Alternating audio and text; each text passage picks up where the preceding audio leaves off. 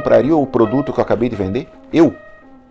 A forma como eu te abordei, a forma como eu te ofereci, porque é muito comum hoje a gente ir numa loja, ir num restaurante, em qualquer lugar. A gente sai lá, meu Deus, por que não sai daqui? Vai embora, né? Não sabe vender, não entende. Então assim, a gente julga. Mas nós, enquanto vendedores, às vezes estamos fazendo a mesma coisa e não estamos enxergando.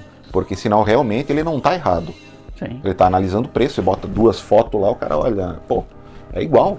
Né? Então por que vai pagar mais caro? Vamos pagar mais barato. Só que aí que entra um outro fator. Fiat, para Honda, para GM, então essas montadoras em geral, né? Sim. Quando tem troca de lançamento de produto, quando tem uma reposição, né, de produto, um facelift, né? Uhum. Às vezes a gente olha assim, né? Só mudou uns detalhes no para-choque, muda todo monte.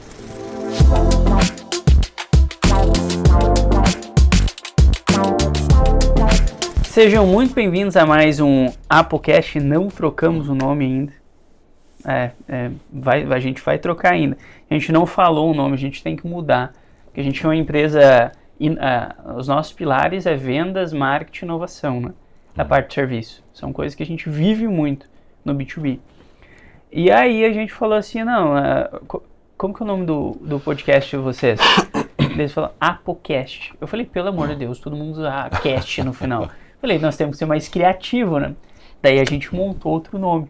Só que daí a gente tá nessa de troca, não troca, de deixa pra semana que vem, daí a semana que vem chega e deixa pra próxima. E vai passando. E a gente não mudou o nome ainda. Mas a gente não falou o nome e a gente não vai falar ainda. Surpresa. Surpresa. Depois eu comento o nome contigo.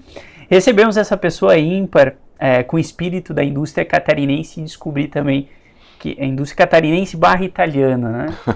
Então, descendência, inovador, resiliente, comprometido com excelência. Eu acho que como toda boa empresa catarinense, né? Que foca muito em produto, uma qualidade boa em produto, entregar um bom serviço. Na frente da VR Tools, fundada em 2010 em Guaramirim, Volney Roça. Falei certo? Isso aí. Seja muito bem-vindo. Obrigado pelo convite aí também. Antes da gente entrar na parte do que tange aos produtos da empresa, para a gente entender um pouco mais, queria saber como tu chegou a essa parte, que pelo que eu entendi um pouco, vocês atendem ferramentarias. Como que chegou nesse mundo? Na verdade, assim, eu trabalho nesse ramo já acho que bater aí quase uns 30 anos. Uhum. Né? Então, eu comecei como representante. Então, começando pelo fato de vender ferramentas para usinagem. Sim. Né? Então, ali tem várias divisões na parte de ferramentas. Né? Então, tem a parte de rotativos, que eu trabalho hoje, né? Que é uma linha, um braço, vamos dizer assim. Aí tem a parte de especiais, que foi uma linha que eu já trabalhei no passado, né, onde você desenvolve ferramentas, você otimiza alguns processos de produto. Lá no final, na conta final, qual que é o objetivo dessa otimização? É fazer com que o cliente ele usine de forma mais rápida, mais segura, e com isso tudo ele consegue tirar a peça mais rápido e você tem um retorno melhor. Sim. Então, ou às vezes até você otimiza processo de máquina, algo nesse sentido. Então, e também na parte de acessórios, né? Tem muita coisa que são os periféricos aí que... Mas isso para CNCs, para tornos? Só para CNC.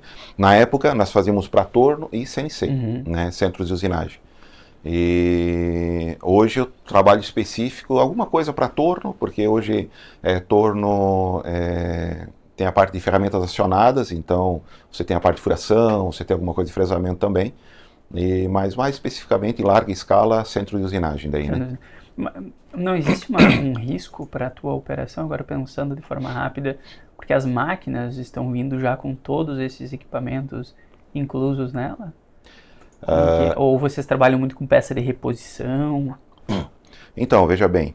Eu não sei qual que é o teu conhecimento nesse... É bem superficial, tá? É raso. Ok. Não, só para te exemplificar, né? Todo o material ele é transformado, né? Então você pega uma barra de aço ou um quadrado que seja. Perfeito. E você precisa fazer toda a transformação dele, porque quando ele vem da usina, ele vem bruto. Então você imagina que para você fazer um molde, ou para você fazer uma peça de carro, que seja, né, um motor, um bloco, algo nesse sentido, você tem que, a gente chama de usinar. Sim, então você vai ter que furar, você vai ter que fresar, porque não tem ainda tecnologia suficiente no mercado para você ir lá e fundir a peça e ela saia com todas as tolerâncias possíveis, assim, necessárias, vamos dizer, né? Porque, veja bem, quando você tem um carro que ele tem uma rodagem suave, o motor ele trabalha de maneira suave. Vamos falar do motor a combustão. O motor elétrico ele já tem essa característica, né? Então tudo isso ele passa por onde? É uma usinagem bem feita e uma montagem precisa. Então, para você fazer uma usinagem bem feita, você precisa de máquinas cada vez mais modernas, onde você tenha fixações mais precisas para que as tolerâncias sejam melhores. Então você imagina que a montagem acontecendo de maneira onde que ele consiga trabalhar suave, você vai ter um carro no conjunto, né? Que ele roda suave, você não tem tanto ruído do motor. É para isso que a tecnologia evolui muito no ramo automotivo, agrícola. Né? Então, o fato de eu estar num setor que ele pode, vamos supor, vir a não ter mais necessidade, isso não existe. Entendi. Né? Pode acontecer assim, as ferramentas elas estão evoluindo muito, evoluiu-se muito. Então, o que há pouco tempo atrás aí você tinha ferramenta aguentando 1 hora, 2 horas de contato, 10 horas, você tem hoje o dobro, às vezes o triplo. Né? Então, o que acontece? Você produz muito mais, né? E você gasta muito menos. Só que assim, dessa forma, o produto final ele fica melhor, né? E ele vai sair a um custo melhor também. E aí aumenta a demanda também. Então aumenta a quantidade de peças produzidas, aumenta o consumo, mais gente consumindo, e para nós também vai tendo esse aumento. Então é por isso que se trabalha muito a evolução dessas tecnologias. E a gente está nisso, né? Eu pergunto, porque às vezes eu converso um pouco. São parceiros nossos aqui, o pessoal da Glorimac, da Utec, né? Então, Jean ali, figuraça. Gente boa. E por isso que eu pergunto, e eu vejo cada vez eles buscando mais tecnologia fora. Até eu conversei com, acho que eu vou Ney, né, da Glorimac. Não conheço ali. Eu acho que é até o Xará. É. Mas ele falou, cara, não tem como fugir da China. E cada vez mais a China está tentando fazer a venda direta. Sim. Já. Isso não é uma coisa que te assusta um pouco? De certa forma, sim e não. Né? Não pelo fato da China ainda, ela está longe, né? Então, só que sim pelo fato de lá... o formato de trabalho deles, eu não tive a oportunidade de ir para lá, até era para eu ter ido agora no início desse ano, mas a gente estuda muito esses casos, né? Porque eu sempre falo, para você lidar com o teu concorrente, você precisa entender aonde está as fraquezas dele. Sim. Então, e é ali que você começa a fazer o teu diferencial. Sim. Senão ele vem e te elimina, isso é um fato. Sim. Né?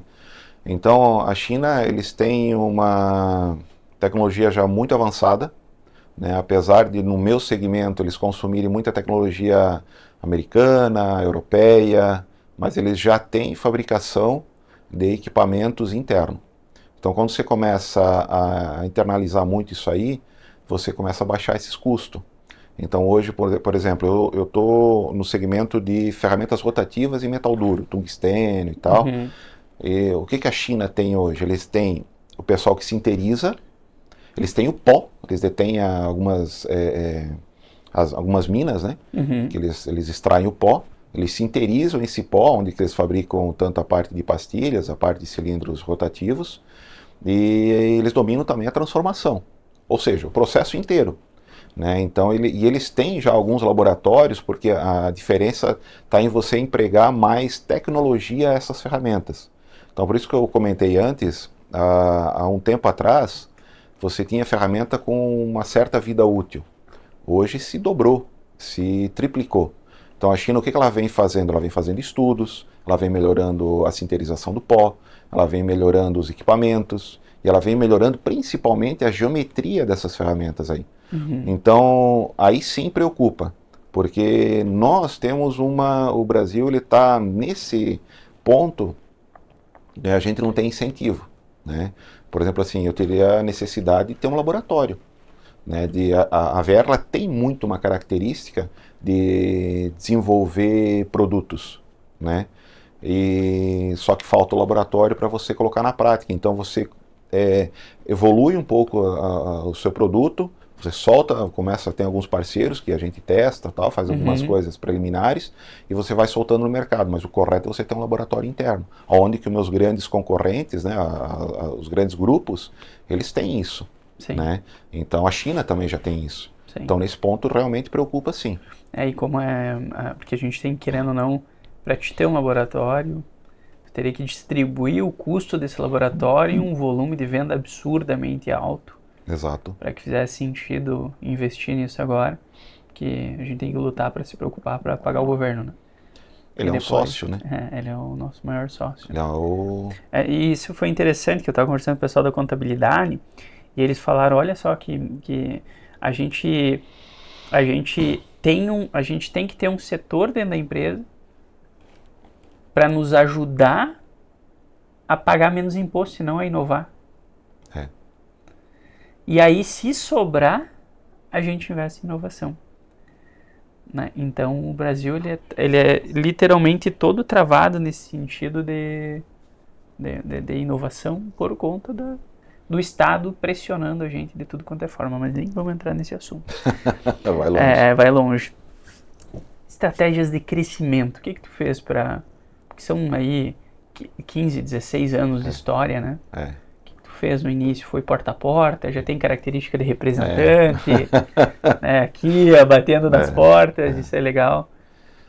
Olha, uma característica que, assim, o que motivou, na verdade, o nascimento da empresa foi uma análise de mercado, porque assim, eu já estava no mercado há muito tempo, né? E aí tinha uma janela no mercado, na época, que era assim, eu estava vendo como virando uma chave esse mercado. Muitas empresas investindo em máquinas novas, tecnologias novas para a época, né? Então, no meu ramo tinha poucos fabricantes ainda, né? Quando se falava em trazer novas tecnologias, então se falava assim, em trazer de empresas da Europa, né? Os grandes concorrentes, eles que traziam. Só que aí tu tens um outro problema, que é onde que entra o governo de novo, né? Via importação, e tu tem que fazer estoque grande, tu tens toda uma questão de impostos que tornam essas ferramentas, né, mais caras. E na época tinha uma característica assim, porque você utiliza uma ferramenta e ela tem como ser reaproveitada, a gente chama de reafiar. E na época se preocupava muito com a fabricação, mas não com a reafiação. Por quê? A logística disso tudo ela é complexa. Você tem que coletar, fazer o serviço, reembalar, identificar novamente, né, e mandar para o cliente. E garantir que realmente foi feito um processo de qualidade. Perfeito. Sabe?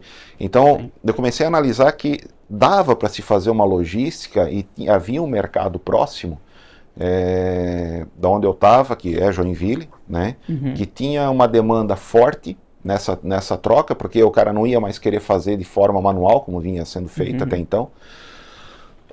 E aí eu falei, cara, eu acho que é hora de aventurar aí, sabe? Daí foi onde que eu comprei uma primeira máquina, né? Comecei a fazer, então o papel é uma beleza, né? Você coloca ali, você não vai fazer logística assim, mas aí quem vai fazer logística? Como vai ser a coleta? Como é que tem que chegar na empresa? Como é que vai ser feito esse trabalho? Como é que vai ser feita essa identificação? Então eu comecei fazendo alguns trabalhos e aí começou a tomar corpo. Aí a gente foi aprendendo também. E aí eu comecei a notar como uma estratégia, uma inovação. Deu certo a parte de serviço, eu parti para a parte de fabricação de produto novo. Né? Começando a estudar o produto que ninguém estava fabricando ainda aqui. Que é uma das nossas características, sim. Hoje a VR ela tem produtos que você normalmente não encontra no mercado alguém que fabrica local. Né? Então, quando se fala em produto de ponta ou um trabalho diferenciado, a gente está conseguindo até hoje vender esse formato e tem dado certo. Sim. Né? E vocês atendem bastante o setor de compras ou engenharia? Os dois. Os dois. Porque a empresa, assim, ela tem o setor de engenharia, onde é que a pessoa é responsável pela utilização, é onde que você vai aprovar o produto, ele vai dizer, não, realmente o que está me falando está acontecendo na prática, porque muitas vezes não acontece, né? Muita gente leva um produto, mas não dá certo, né? Por N fatores, né? E aí você vai para compras, são dois setores distintos. Aí compras começa... Um equaliza e o outro negocia o preço. O preço, entrega, demanda, Sim. se tem capacidade de demanda, logística, prazo. E ali, uma vez acertado, você começa a fazer o fornecimento. Né? E como tu chegou? Existe outro canal a não ser o porta a porta para chegar nessas empresas? Olha, hoje se fala muito na venda via internet, né? Mas não vejo ainda outro formato de negócio. Porque o cliente ele quer ver o representante lá, ele quer que explique sobre o produto, né? E aí ele quer entender também se esse produto que ele está sendo oferecido encaixa no formato de trabalho dele. Aí, uma vez encaixando, aí começa toda uma negociação de preço. Então, esse trabalho tem que ser feito pelo representante. Entendi. E hoje, quantos representantes vocês têm? Nós estamos hoje em 8 ou 9 representantes. Cobrindo, provavelmente, essa região aqui, né? Nós cobrimos em São Paulo, não São Paulo todo, mas nós temos uma região de São Paulo, temos o Paraná, Santa Catarina e Rio Grande do Sul. Entendi. Nós cobrimos toda essa região. Tem alguns produtos que vão para outras regiões também, até alguma coisa que já foi para fora. Né? Mas efetivamente a gente está nessa região. Teve uma crise ali, se eu não me engano, foi em 2015, 14, que muitas ferramentarias fecharam, né? Sim. Acho que foi nessa época que eu me lembro de uma aqui de Joinville que era a Crisma. Isso. Que eram muito grandes. Eu fui ver uma vez lá, fui visitar eles para entender o teste de tryout que eles faziam. Os moldes. Os moldes, para ver a qualidade das peças, rebarbas. Isso. Enfim, tudo mais. E logo depois eles fecharam. Fiquei impressionado, porque eles eram muito grandes, né? Era. Não sei se chegou a atender eles na época. Eu cheguei, na minha época, sim. Não, eu acho que não como VR, acho que eles estavam fechando já nesse período ali. Eu não cheguei a trabalhar com eles. Mas eu conheci como representante, eu cheguei a conhecer e foi uma pena, né? Era uma ferramentaria grande, eles tinham todo um know-how já de construção de moldes. Imagino que não se perdeu do conhecimento ali, né? Ferramentaria você tem as pessoas que trabalham na engenharia, né? Mas de fato sempre você acaba perdendo, né? Porque você tem um formato de trabalho, né? E aí essas pessoas vão para outras ferramentarias, muita coisa se perde. Eu não sei, posso estar errado, né? Mas a gente conversa bastante com o pessoal de ferramentarias e a minha dúvida sempre que eu pergunto, pô, vocês não acham arriscado?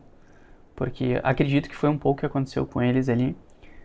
Eles têm extremamente centralizado o volume de faturamento em 2, 3 clientes.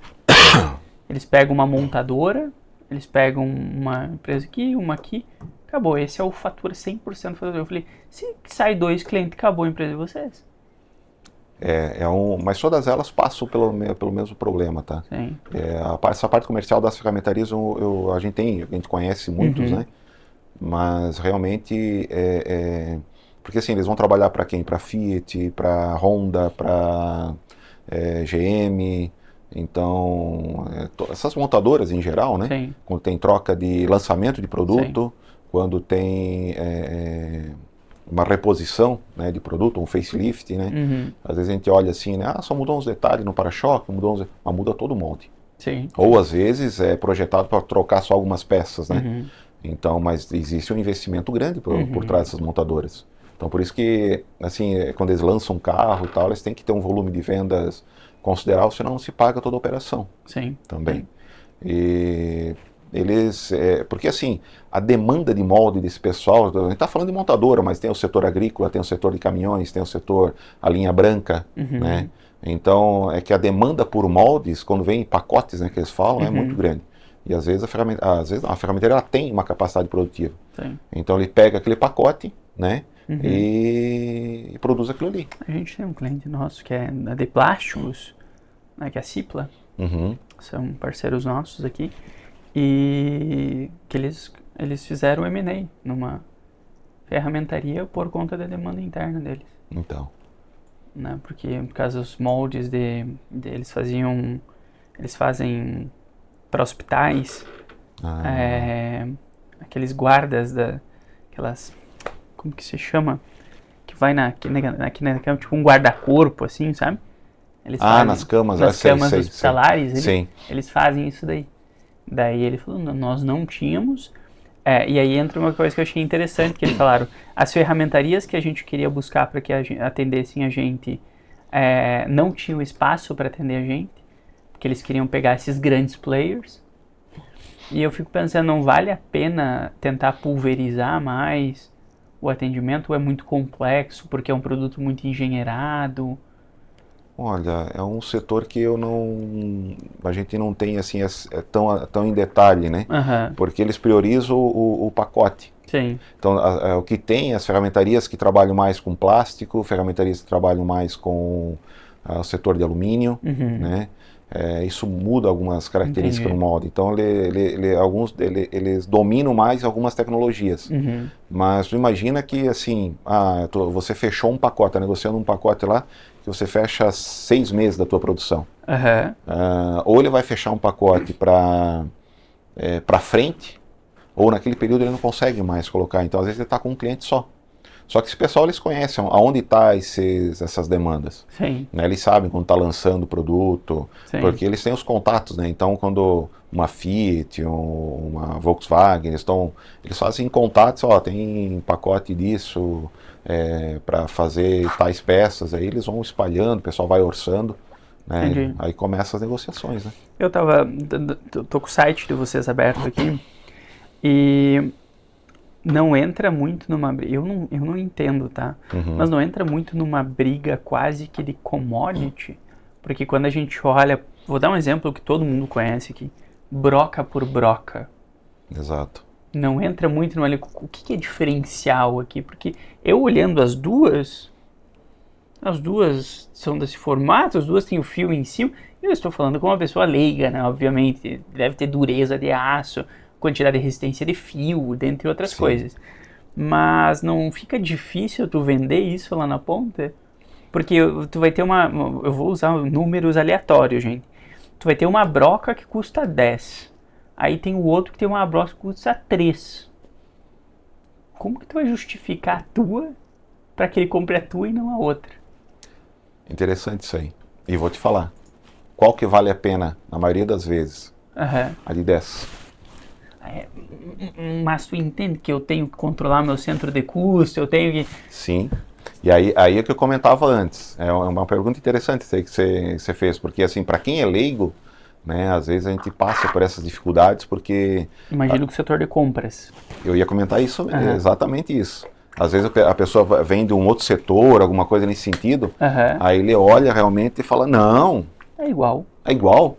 Aí vem o cara da engenharia e fala, não Não é é. igual. Não, aí começa todo, aí é onde que muitos compradores, eles têm que ou passar por um treinamento, eles têm que ter uma vivência de fábrica, quando é para esses setores mais técnicos, porque senão realmente ele não está errado. Sim. Ele está analisando o preço, você bota 2 fotos lá, o cara olha, pô, é igual. Sim. Né? Então por que vai pagar mais caro? Vão pagar mais barato. Só que aí que entra um outro fator. O setor de usinagem ele vem numa crescente de evolução de tecnologia. Então, em 2010, quando nasceu a empresa, nós falávamos muito e tinha muito centros de usinagem, 3 eixos. Uhum. Né? Aí esses centros de usinagem eles começaram a agregar mais precisão, mais velocidade. Então você tinha lá um cabeçote que tinha X RPM e você conseguia trabalhar, fazer uma peça aí, sei lá, vamos falar em 1 hora, né? Com uma peça que custasse, uma ferramenta que custasse R$3. Sim. No começo eu comentava de evoluir a tecnologia. Então, aonde que a gente entra nesse ponto? Então, às vezes você olha para a mesma ferramenta, Tá? Eu tenho testes, inclusive com ferramentas nossas mesmo, que eu tinha ferramenta que nós vendíamos no mercado e aguentava, se eu não me engano, era coisa de 10 horas de usinagem. Né? Dentro de um programa, a operação X, né? Dentro praticamente de um laboratório. A gente mudou pequenos detalhes. Se eu entregar na tua mão, você jamais vai entender o que é. Tá? Mesmo eu te mostrando, você vai ver, você vai dizer, não, mas isso não vai mudar. Sim. Sabe? E nós dobramos a vida útil em cima da nossa própria ferramenta. Ou seja, eu não mudei matéria-prima, porque nós temos uma característica que a gente pega o metal duro, faz a transformação e a gente coloca uma cobertura. Então a gente tem parceiros, a gente compra a matéria-prima de fora. No Brasil não tem pessoal que se interessa a esse nível de qualidade. E nós temos um parceiro que faz, a gente chama de cobertura. Essa cobertura é uma cobertura que ela vem melhorar a resistência da ferramenta. Então, sem a cobertura, por melhor que seja, vai durar lá 2 horas. Você coloca a cobertura, vai para 8 horas. Sim. Né? E aí entra na parte de desenvolvimento, entra a parte do metal duro. Tá? Hoje eu sou o maior importador de classes de metal duro diferente. A maioria dos concorrentes, eles fazem com o mesmo tipo de classe, vamos tentar mudar a geometria, mas não, às vezes você tem que mudar o metal duro. Por que o pessoal às vezes não quer mudar? É um investimento maior, né? Então, sei lá, você compra lá uma matéria-prima que tu paga 100. Tá?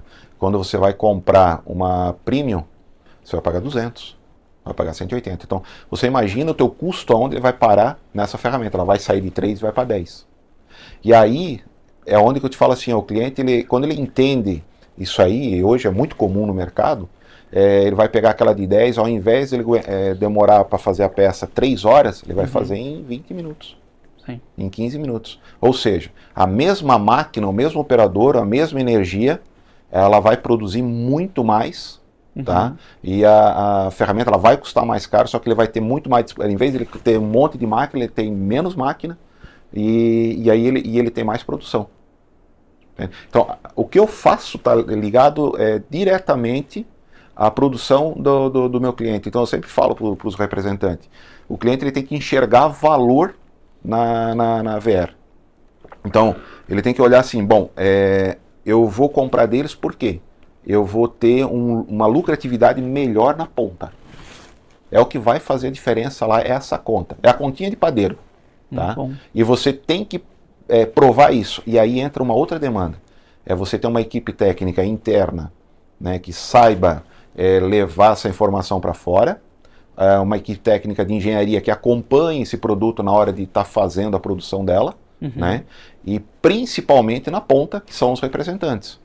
Então a gente tem que treinar eles, a gente tem que saber a que nível, quando a gente faz uma parceria com alguém, como eles estão. Então hoje a VR, assim, a gente tem uns representantes muito bons, né? E agora a partir do ano que vem a gente vai começar a chamar eles para interno, porque eu tenho um monte de produto ainda para colocar no mercado, e nós vamos treiná-los, né?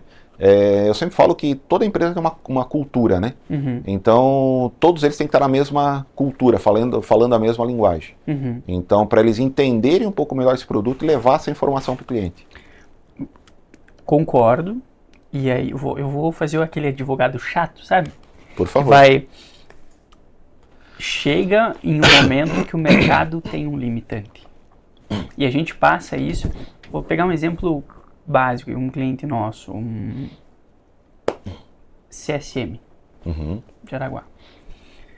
Estamos nesse processo, na parte de vendas, marketing, tudo lá dentro. E também tem o mesmo desafio, porque o produto, acabaram investindo muito na engenharia do produto, só que o produto ficou com um custo muito mais alto que o produto concorrente. E aí a gente começou a fazer os testes com os representantes. Fala, não, então vai lá, leva o produto, leva o diferencial competitivo, que vai aumentar a produtividade, aumenta, não precisa fazer manutenção tão recorrente, a gente vai fazer 2 vídeos, um obviamente sem a marca do concorrente, né, deles, aqui, a máquina deles aqui, as duas produzindo, a eficiência da mistura fica melhor, N fatores.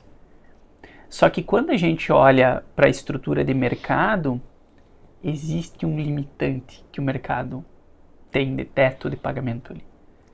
por conta da grande massa Exato, de concorrentes que vendem abaixo.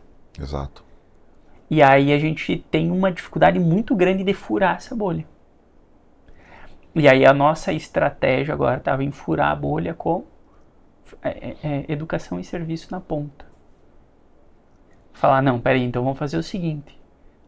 Vamos chamar essas empresas que são nossos clientes, que a gente quer ou que queremos ativar, reativar e tudo mais, para perto, vamos montar os nossos workshops, a nossa educação, vamos nos posicionar no digital, vamos nos posicionar com os representantes, ofertando materiais para ele, ofertando educação, batendo aquele negócio de água mole e pedra dura. Sim, Porque a gente encontrou a resistência direta do mercado.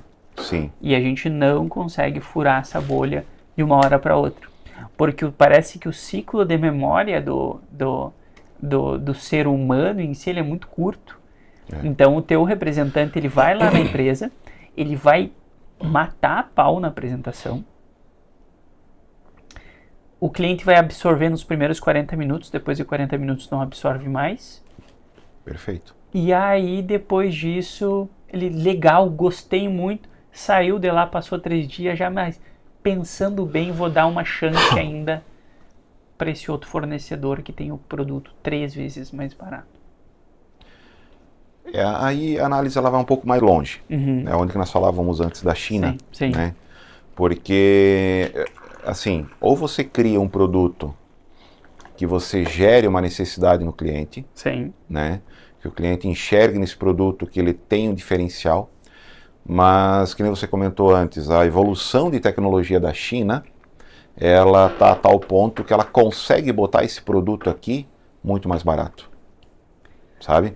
E aí você diz assim, bom, onde é que está o segredo? Tá? O segredo está na dificuldade que a indústria tem, né? Não vamos entrar muito na parte política, mas assim, você tem uma incidência de impostos grande, né? Uma cascata grande de impostos e você não tem uma entrega na ponta, né?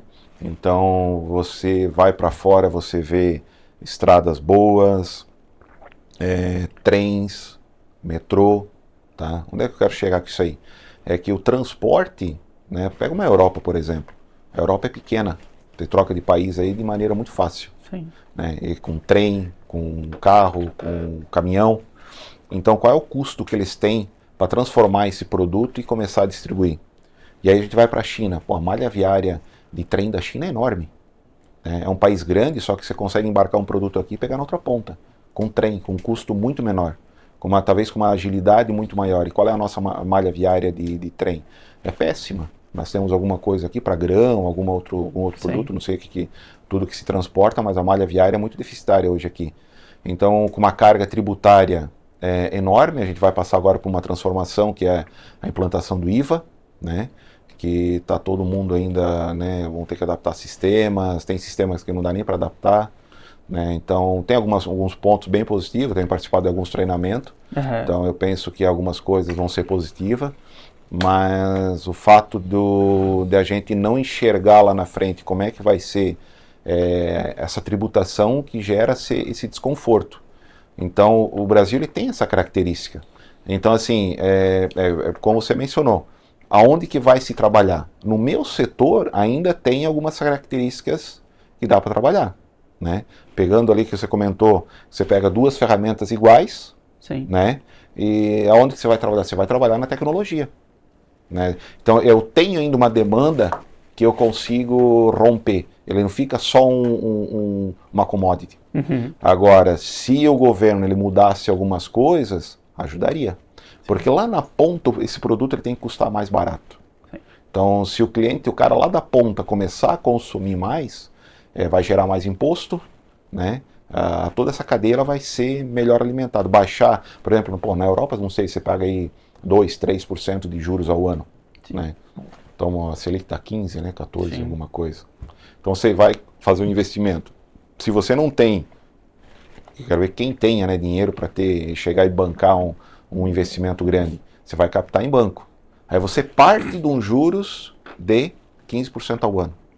Né? Aí você bota o spread do banco, mais isso, mais aquilo, quando você vai ver, bota um IOF, Outro dia eu estava calculando para pegar um valor maior, aí quando você ia ver, pô, você pega 100, e quanto que vem para a conta já na arrancada, você vai pagar por 100, a um juros de 15, não compensa, sabe? Então essa é a grande dificuldade. Então, é vender valor para o cliente final, mas aí começa a entrar esses outros detalhes que começam a impedir também. É que a forma de vender valor hoje em dia está diferente. Porque eu acredito que ainda as pessoas não estão percebendo que o vender valor está mais difícil. Mas e não por conta por conta do que a gente estava falando antes de iniciar o podcast. Que é por conta da atenção das pessoas.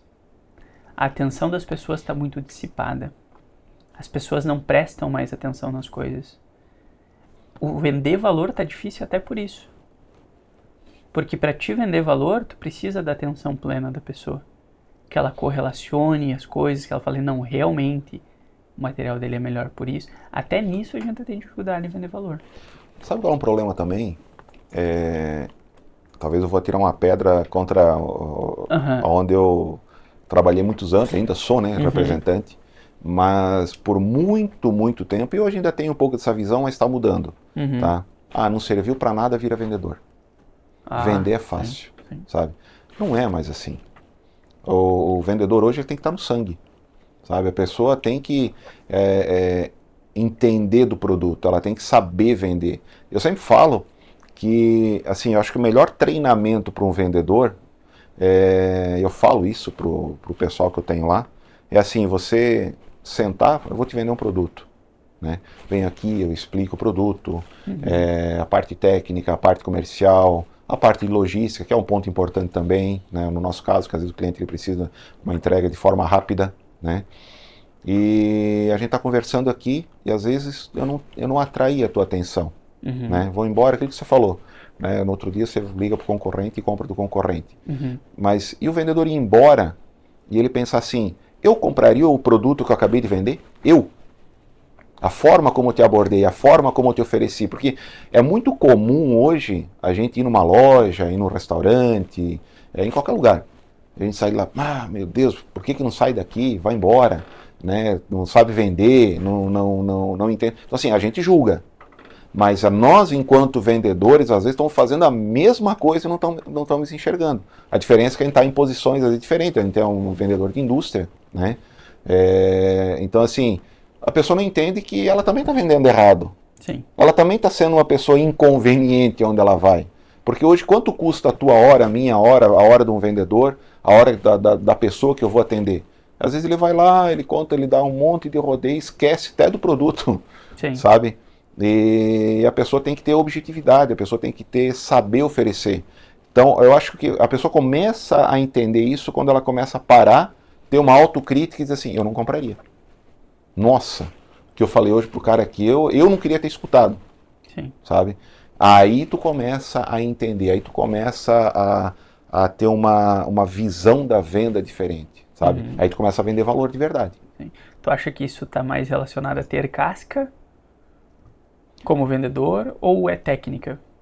Os dois. A casca é para quando tu pegar aquele pessoal também despreparado do outro lado. Né, que tem aquele cara que, bom, eu virei comprador, então eu vou detonar com todo mundo. E ele esquece que, na verdade, eu sou um parceiro dele.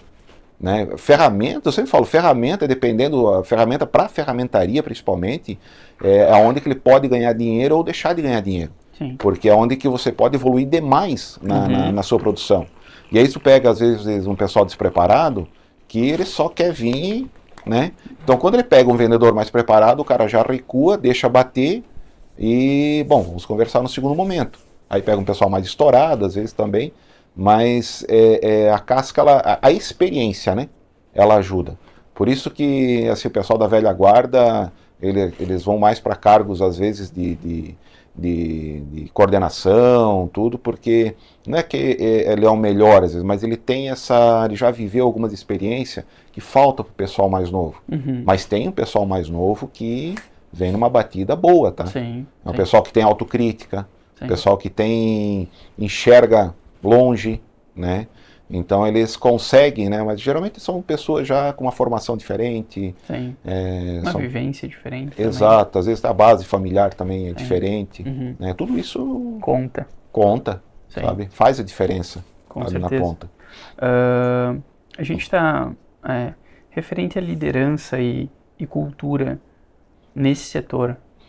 É mais difícil tu disseminar cultura, tu fazer uma boa liderança, porque é um setor com pessoas mais dogmáticas, mais duras, mais... Ou não, tu acha que não é mais difícil? Todo setor é difícil, né? É. Eu sempre falo que toda empresa ela tem uma cultura.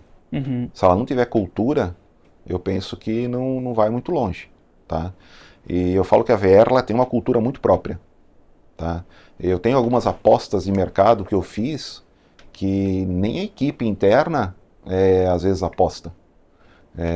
Pela vivência que a gente tem e às vezes enxergar a médio e longo prazo, eu aposto por ter é isso que eu vou fazer, sabe?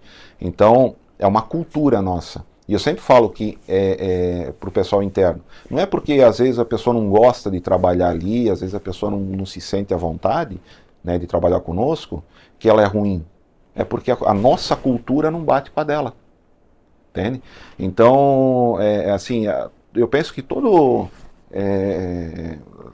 pessoa que trabalha numa empresa, ele tem que ver primeiro o quê? A cultura dessa empresa fecha com a minha, os valores que eles pregam com os meus valores, né? Para mim tanto faz, não me interessa, mas aí também não interessa a empresa. Então eu falo que os valores, essa cultura, ela tem que estar muito, muito bem clara na cabeça da pessoa. E aí sim, né, você começar a implementar isso com a equipe, né, desde a parte base da empresa, a parte de coordenação. Né. Hoje a gente conseguiu, por exemplo, montar uma equipe muito interessante. Né, então, engenharia, fábrica, né, administração, né, vendas interno também. Então, eu não tenho os melhores do mundo, né, mas dentro da nossa realidade ali, eles são os melhores, sabe? Então demora até a gente mesmo entender o que eu quero. Por exemplo, eu tenho a minha projeção até 2030, né? Então eu sei o que eu quero, que produto eu quero lançar, aonde que a gente quer trabalhar, de que forma que a gente quer trabalhar. Por exemplo, uma aposta que eu fiz agora, eu tenho um estilo de máquinas, de equipamento um pouco diferente que às vezes o mercado comum trabalha, né? E agora a última aposta que a gente fez, a gente vai produzir ferramentas, para ter uma ideia, do diâmetro de 0,1, né, um fio de cabelo, tá? Hoje a gente já produz ferramentas a diâmetros grandes também, mas o equipamento que a gente trouxe 2 equipamentos de 2 pontas, por exemplo, um para grande porte e outro para pequeno porte, né? Então a gente vai atender, ser o primeiro fabricante nacional, tem até outros, mas de maneira que a gente vai atender a todos os tipos de produto. Né? A gente já atende esse formato, só que a gente vai ser mais efetivo, a gente vai ser mais preciso, a gente tem o equipamento correto para fazer isso aí. Então a gente já tem esse portfólio já né, em oferta, só que assim, tinha certos produtos que o tempo de fabricação estava muito alto, então eu ofertava, tinha na carteira para eu vou atender. Né? Mas não é de forma lucrativa. E agora a gente consegue fazer isso aí de forma lucrativa, aumentar a oferta também de mercado, e é onde eu consigo cercar o cliente de forma assim, eu faço o serviço para ele, eu oferto um produto de extrema qualidade e também um produto de uma tecnologia diferenciada. Entendi. Então o cliente que está com a gente, ele tem esse conforto, né? Vamos assim dizer. Entendi. Eu estou olhando aqui, estou tentando buscar coisas no site de vocês. O mix de vocês, ele é grande? Sim. E se sim, a minha pergunta é, isso não dificulta também? O representante na ponta, por saber o que ofertar, que hora ofertar? É que como é um produto muito direcionado, ele dá a impressão de ser grande, só que ele vende uma solução completa para o cliente. Então, dentro da usinagem existe muito mais mix de produto, né? Então, isso aí é só um dos canais que o cliente ele acaba utilizando. Então, esse mix de produto ele acaba sendo uma oferta mais completa para o cliente. Uhum. Então, aonde que dificulta para o representante? Aquilo que eu comentei antes. Treinar ele para que ele entenda os detalhes de forma mais aprofundada de certas famílias de produto que eu tenho. Porque Entendi. tem algumas famílias de produto que a gente lançou que ela tem uma tecnologia bem diferente. Uhum. Né? Por exemplo, hoje nas ferramentarias, se está começando a entrar, já tem muitas máquinas que a gente chama máquina de 5 eixos. Uhum. Fantástico, tá? Sim, sim. Ele pega uma peça, gira, Sim. usina ali, Uhum. falando de maneira grosseira, né? Só que o produto que ele vai usar já muda do que eu tenho no catálogo. Entende? São ferramentas muito mais complexas que demandam de um desenvolvimento de engenharia muito mais apurado. Mas aí faz mais sentido tu buscar essas ferramentas fora. Não, desenvolver Não, interno. desenvolver interno. Você ofertar de maneira... Porque quando eu fabrico esse produto, a gente consegue fazer a reafiação, que a gente chama, Sim. que é o aumento da vida útil desse produto. Ou seja, o custo dele cai muito. Entendi. E aqui, eu até tinha anotado aqui para te perguntar, não existe uma dependência muito grande, porque tu comentou que vocês fabricam o produto, vamos lá, vocês fabricam a peça ali, transformam esse aço duro, né? E vocês mandam dar esse banho fora. Uhum. Não sei se essas empresas de galvanoplastia. Não, é um assim, setor mais... são poucas empresas que conseguem... fazem isso daí, esse trabalho. São poucas empresas. Mas aí entra a questão, vocês não são dependentes, porque pelo que eu entendi, este banho ajuda na vida útil. Exato. Então vocês não são muito dependentes do desenvolvimento dessas empresas? Extremamente dependente. E já pensaram em desenvolver interno? Também. Aí entra alguns pontos, tá? Até brinco com esse pessoal aí que trabalha com a gente, que se eles quiserem quebrar nós e mais um monte, eles quebram do dia para a noite. Porque se eles fizerem um trabalho ruim... Sim, imagina a quantidade de peça ruim em várias empresas. Eles estão ligados ao meu produto, eles não são um fornecedor, eles são um parceiro, porque eles estão ligados diretamente ao meu produto. Sim. Sabe? Então, o fato de eu querer trabalhar com um ou trabalhar com outro, muda as tecnologias. Sabe? E o cliente, por exemplo, assim, eu vou fazer, às vezes, a mesma microestrutura, a vida útil é a mesma, só que muda a tonalidade. Aí quando esse produto, que ela vem com uma coloração diferente do metal duro natural, né? Uhum. Aí tu imagina assim, mandei lá para o cliente uma tonalidade, um cinza mais escuro. Uhum. Aí chega no cliente lá uma tonalidade mais clara. Uhum. Ele vai dizer, pô, não é a mesma. Uhum. Não, mas o fornecedor que fornece vai dizer, não, eu estou comprando, estou botando confiança num produto X, agora estou me vendendo outro, eu não posso trocar, sabe? Então, realmente, eu já fui atrás para fazer esse tipo de investimento, só que é muito alto. Aí entra naquela questão assim, bom, eu tenho demanda, eu tenho planejamento de crescimento para ter esse consumo, só que não, se o investimento ele é muito alto, acaba não valendo a pena. E um M&A, uma aquisição, uma fusão, alguma coisa nesse sentido, já pensou? Nós já tivemos essa... Já passaram por essa conversa? Já. Mas aí eu acho que eu tenho ainda muito chão para queimar ainda para frente, né? Muito planejamento futuro ainda, sabe? Eu acho que a VR ainda ela tem muito mercado para expandir. Entendi. E eu acho que não é o momento de uma fusão, sabe? Sim. Porque, sabe aquela coisa assim de tu olhar assim, eu vou querer extrapolar esse limite, eu quero ir um pouco mais longe, né? Então eu posso estar errado, né? Mas quando você faz uma fusão, você também troca a cultura, né? Você tem que fazer essa cultura encaixar com a outra, né? Sim. Então, assim, possivelmente a cultura até a gente não ia ser tanto o problema. Mas eu penso que a mudança é muito grande, talvez eu perca o fôlego de crescimento, sabe? Entendi. Até para o tipo de produto que iria ser feito, eu penso que dá ainda para... O Brasil ele tem muito ainda que crescer, sabe? Se assim o governo ele ajudar um pouquinho mais na indústria de transformação, nossa... Porque a Europa perde um pouco de força em dado momento. Né? Essa briga toda comercial que tem aí fora, Existem algumas oportunidades para o Brasil ali que seria fantástico, fantástico. Só que sei lá, cara, o pessoal tá mais preocupado com umas brigas que não faz muito sentido aí no meio. Aí entra a questão de política a cada 4 anos, né? Exato. Então não dá nem tempo de respirar, estão sempre fazendo politicagem de novo, né? E o desenvolvimento acaba ficando aqui do lado. Exato. E a cada 4 anos se vende a imagem de que tudo vai melhorar. Sim. E aí nós vamos ficando, será que agora melhora? Será que agora não melhora? É indiferente se de um governo ou de outro, que se melhorasse já estava bom para nós, né? Se fosse com um governo ou com outro, meu Deus. Tem que ter um planejamento mais a longo prazo. Sim. Sabe? É que ninguém quer comprar o planejamento do outro, né? Eu sou um governo de direita, eu não vou comprar o planejamento do governo de esquerda. Eu sou governo de esquerda, eu não vou comprar o planejamento. Eles começam o planejamento no governo antecessor, cai no meu, eu vou mudar, porque eu não admito seguir esse planejamento. Vai que ele dá certo. Tem alguns pontos, sabe, nisso aí. Eu vejo que, assim...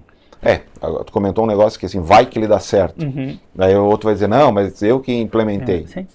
Então o brasileiro, ele tem que enxergar que, putz, se der certo, cara, vai ser bom para todo mundo. Parar de pensar só no eu vou ser o melhor, eu quero ficar na história. Só tem 4 anos para trabalhar, sabe? Então, vou citar aqui um exemplo, né, Guaramirim aqui, onde é que a gente está com a empresa. Uhum. O pessoal ali, eles estão implementando um planejamento interessante. Eles vão planejar a cidade até 2050, por exemplo. Aí eles vão tentar, não sei de que forma vão fazer, eu tive algumas reuniões com eles até, fazer com que amarre os próximos prefeitos, né, se é da situação, se de outro que for, que siga o mesmo rumo. Planejar a cidade, planejar parques, sabe? Sim. Fazer, porque ali o potencial é gigante, né? Sim. Área plana, Sim. né? Um Sim. negócio fantástico. Muito espaço para expansão muito, ainda. Muito. Tem um bom rio que passa, né, por ali. Então, eu achei fantástico, sabe? Falta isso a nível... até Santa Catarina, a nível estadual, até ainda nós somos um planejamento muito bom, né? Mas falta isso a nível nacional. Sabe? Parar de ficar dando migalha para o povo e dar planejamento. Olhar, vamos sofrer um pouco agora, mas vai ser preciso passar porque na frente vai ser melhor. Sim. Né? Mas não, né? A gente pensa, tem que ser bom agora, né? Sim. Vamos aproveitar de deixar bom agora, que depois é depois. Sim. Sabe? E até pegando para a gente encaminhar para o final, o que tu vê de tendências desse setor? Uma visão futura? Você já tem um planejamento aí até 2030, né? Provavelmente vai entrar no ciclo agora, né? Porque pega 2026. Isso. Tu entra no ciclo agora. O que vocês têm de visão futura? O Brasil tem um potencial fantástico. Sim. Né? A gente tem minério, a gente tem um povo que trabalha. Então, assim, olhando para o futuro, nós temos um mercado consumidor bom, né? Então, é um futuro muito bom, só que precisamos de uma diretriz um pouco mais séria por parte, independente de que governo for. Sim. Né? A gente tem que entender que, assim, como é que vai ser essa tributação nova, né? Vai vir novas empresas. O Brasil é um país que ele atrai o olhar de outras empresas, tem um agro forte. Em vez de só mandar soja, vamos transformar essa soja. Quanta coisa na transformação você consegue gerar de oportunidades, sim, de riqueza, sabe? Então eu vejo que o Brasil tem um futuro fantástico, mas agora não depende só da gente. Né? Essa questão que tu mandou de vamos transformar e não só mandar, tu vive esse mercado internacional também. É uma cachaçinha, né, o mercado internacional. Tu vê a indústria moveleira. Exato. Né, o que está sofrendo com isso. Já sofreu, se eu não me engano, em 2005 ou 2004. Não foi 2008, foi um pouco antes. Foi. Que eles sofreram muito com uma crise. Eles até falaram assim, vamos então fazer um plano de expansão, que daí o que acontece? Eles iam ter que aprender a vender interno. Exato. Mas aí abriu depois, melhorou as coisas, eles vão para fora de novo. Por que tu não se preocupa com marketing? Tu não se preocupa com o time de vendas? Tu entra em questões produtivas, vem essas empresas de fora, entra na tua fábrica, quero este padrão, isso aqui, pode produzir em escala.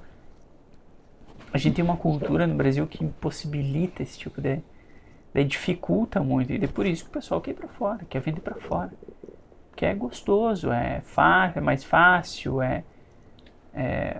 parece que existe é mais fácil manter padrão, não precisa de times grandes, tu reduz teu custo administrativo de forma violenta, custos com vendas, com marketing, até com pesquisa e desenvolvimento, porque geralmente o produto ele vem de fora já com todo o projeto do produto. Entende? Então vejo que até a mentalidade das empresas, e aí puxando um pouco, não só do governo, teria que mudar. Sim, eu concordo contigo. Mas eu entendo até essa questão do moveleiro e até, né, nesses setores, talvez até mais primário, né, onde que tu manda mais a madeira, talvez para fora, tudo. É que o esforço que você tem, a gente chama de CAC, né, o custo de abertura de novos clientes. Sim. O esforço, às vezes, que você tem, ele é tamanho que quando o cara consegue abrir um cliente desse, ele pensa, vamos dar uma respirada agora e vamos pensar nos outros pontos. Aí vem a tributação, tu tem que alinhar a equipe, você tem, porque qual é a formação desse pessoal todo que as escolas estão passando? Né? Então tem escolas muito boas, né, mas de forma geral, né, a gente não vê um investimento em educação, né? Falou em cortar a verba, fala em saúde, em educação, né? Então com isso o custo a longo prazo vai vir, né? Então para quem empreende, né, chega um momento que cansa também, sabe? Aí começa a vir uma crise, aí começa uma inadimplência, você tem que olhar assim, pô, o cara sempre foi um parceiro, ele está passando por uma dificuldade, né? De que forma tu vai ajustar com ele esse acerto? Né? As RJ no Brasil virou um comércio. Né? Você dorme com crédito para receber e amanhece com uma RJ na mão que você vai receber a metade daqui a 20 anos. Eu peguei algumas já, sabe? Então, isso mexe. Né? Essa incerteza mexe demais. Isso é um comércio, cara, incontáveis já que nós pegamos assim, pequenas, né? Mas assusta, porque você tem que pensar no produto, no desenvolvimento, né? Que a gente comentava em desenvolver novos produtos. Eu tenho uma intenção enorme de investir, e vou investir, agora está no planejamento até 2030, a VR vai criar um laboratório. Né? Então, aonde que a gente vai desenvolver o produto, nós vamos testar o produto de forma técnica, porque existem alguns detalhes de acabamento que isso gera, enfim, um monte de coisa que a gente começa a fazer internamente isso. Só que é um investimento, aquilo que você falou lá, eu tenho que estar disposto a botar um dinheiro que vai dar retorno? Vai. Mas por que eu vou fazer isso aí? Para tentar se diferenciar, de repente vem uma China e vem matando todo mundo. Né? Às vezes o governo não incentiva, o pessoal fala assim, não, vamos bloquear o produto da China. Não tem que bloquear. Você tem que ter um custo do país de forma que vai competir com eles. Né? Não adianta pensar assim, o protecionismo, né? Às vezes um pouco, tal, mas isso não dá certo. A longo prazo a gente já viu na história aí que uma forma errada de pensar. Mas assim, o governo tem que pensar assim, bom, eu tenho que ser eficiente também, como as indústrias pensam todo dia, para baixar o meu custo e desafogar um pouco, né, o trabalhador, a indústria, deixar com que o produto no Brasil custe menos. Então assim, a gente vai tentar, né, vou investir nisso aí, investir em treinamento, não só para vendedores, mas em treinamento para a equipe de engenharia. A gente vai trazer pessoal de fora para fazer essa parte técnica, né, para ensinar, né, que isso não existe escola, no nosso ramo não existe escola, e tentar e continuar sendo diferente. Muito bom. E como pergunta final, você está há 16 anos, mais ou menos, indo para 16 anos com a empresa, se tu pudesse voltar no tempo com a experiência que tu tem hoje, para o mesmo Volney de lá de 2010, estivesse de frente com ele e pudesse dar um conselho, qual conselho seria esse? Agora me pegou. Não estava na pauta. Não estava. Realmente não estava.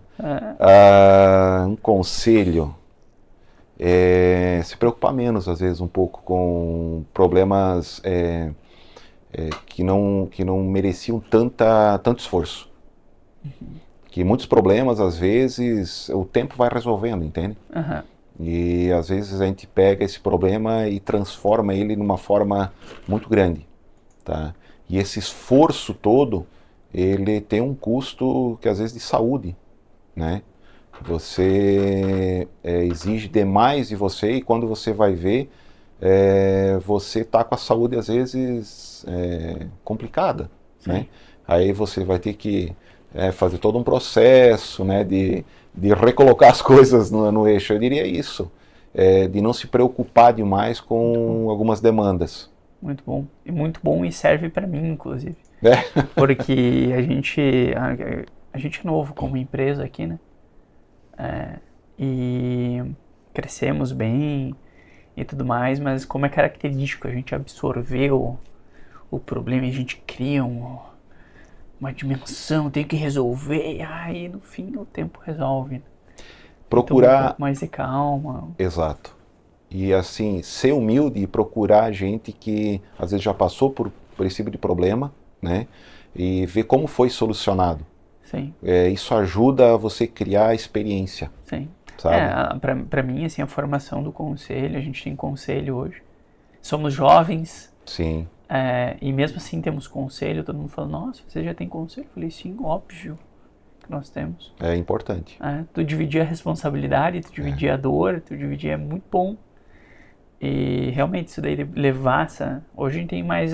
hoje a gente tá um pouquinho mais calejado disso, né? Deu algum desafio que eu não sei como resolver na hora, leva para reunião de conselho e divide o problema. Tu sabe que eu tenho uma frase e ela foi mudando um pouquinho a forma de interpretar, mas a frase não. Sim. Eu brinco com o pessoal interno que eles podem... eles têm liberdade de fazer tudo o que eles querem, né? Eles têm que ter autonomia, né? A equipe interna, né? O pessoal de comando ali. Então eles podem fazer da forma como eles querem, do jeito como eles querem. Sim. Desde que seja como eu quero. E eu te explico. Fazer assim, nossa, tá centralizando demais. Pois é. Não. No começo até tinha foi um dos problemas, né? Que eu queria ter também essa centralização, não. Mas com o tempo eu vi que a interpretação disso é diferente. Quem tem o norte, eu sempre falo que a empresa é a cara do dono. Quem tem o norte e a cultura da empresa, hoje está disseminada, mas ela parte de mim. Eu sempre falo, a empresa nasceu de forma errada, entregando um produto errado, fazendo um trabalho errado, dificilmente tu muda essa cultura, porque ela está no dono. Tá? Isso é difícil de mudar, sabe? Agora, se começou certo, possivelmente não vai descarrilhar. Sim. Só que aí que tá, eu comecei a enxergar com o tempo que essa cultura está comigo, né? E essa visão de como tem que ser feito é porque eu estava enxergando lá na frente, 2030. Tá? E às vezes, né, porque você está na ponta, você está visitando o cliente, você está desenvolvendo produto, tudo, às vezes você não explanou para a equipe tudo que você está fazendo e como que está na cabeça. Então, por que da forma como eu quero? É que eu sei o direcionamento que tem que ter, e eu tenho que só ficar, não mais dizendo assim, não, tu tem que fazer isso dessa forma, você tem que só ficar assim, orientando, não, vem para cá um pouquinho porque o direcionamento é aquele, tá vendo aquele ponto, aquela luz lá no final? É lá que tu tens que enxergar, você tá olhando um pouquinho pro lado. É todo mundo mirar no mesmo ponto. Ó, desajustou a mira, vamos ajustar aqui de novo e vamos para cá. Então, assim, com isso eu fui dando mais liberdade, descentralizando, mas eu fiquei só cuidando. Opa, você sai um pouquinho do ponto, o outro sai um pouquinho do ponto, vamos todo mundo para cá, isso dá resultado. E focar no resultado. Deixar os problemas menores de lado, porque o foco é no resultado. O produto, isso é importante, faturamento, a entrega, mas o resultado ele tem que acontecer. Muito bom, muito bom. Bom, Ney, queria te agradecer a participação. Muito bom, prazer te conhecer, a primeira vez que a gente conversa hoje. Portas estão abertas e gratidão por ter compartilhado conosco. Eu que agradeço o convite, o bate-papo, né? A gente conversou bastante e foi muito bom, muito bom. Às vezes a gente começa a falar de coisas que que a gente deixa passar no dia a dia. Sim. E quando você começa a explanar, você vê que o outro também tem esse problema. Quanta gente que vai assistir, que vai nos ouvir Sim. aí, às vezes vai se identificar com a gente também. Sim. Né? E fico muito feliz em poder ter participado com vocês. E muito bom, parabéns pelo projeto aí. Obrigado. A gente quer dar voz, nosso objetivo é dar voz para as indústrias e empresas B2B da região, principalmente Santa Catarina aqui, porque a gente vê que se a gente pegar VR Tools, é uma empresa referência no seu segmento, na fabricação, com 16 anos de mercado, e a gente vê muito pouco de vocês no digital. Uhum. E assim é comum com outras. Exato. E a gente fala, meu Deus, vai pro mundo, mostra, porque tem outras pessoas que precisam ver que vocês estão dando certo, que vocês fazem, que vocês não desistem. Então eu acredito muito quando a gente montou esse projeto, a gente falou, não, a gente vai dar voz para as empresas da região. E também se conectar, né? Exato. Entre nós, vocês com outra pessoa, vocês com alguns fabricantes que a gente conhece, a gente está dentro da indústria, e assim a gente vai movimentando o nosso mercado de Santa Catarina. Um fato importante é a gente poder, não é só fazer bem feito. O cliente ele tem que ter essa confiança e entender de que forma que está fazendo e essa informação chegar lá para ele. Sim. Também. E esse projeto eu acho que faz muito bem disso aí. É o cliente nos ouvir e entender que, o que um vendedor ou representante está falando lá, isso está acontecendo interno também. Realmente está acontecendo interno. Tem alguém preocupado com isso aí. Muito bem. E assim, nós encerramos mais um Upcast. Será que no próximo vamos ter um novo nome? Não sabemos. Mas fica um abraço e um beijo no coração de todo mundo. Até mais.